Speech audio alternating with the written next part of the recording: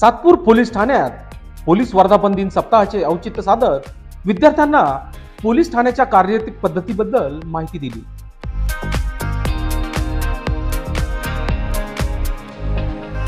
दिनांक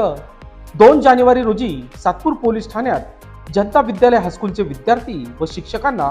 पोलीस स्टेशनमध्ये आमंत्रित करून त्यांना पोलीस स्टेशनची कार्यपद्धती, पोलीस दलाची संरचना, कामकाज, विविध पोलीस व विभागांची माहितीबाबत विभागवार माहिती देऊन बालकांचे,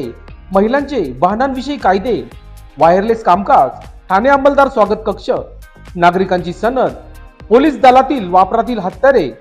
सुरक्षेच्या दृष्टिकोनातून घ्यावयाची दक्षता,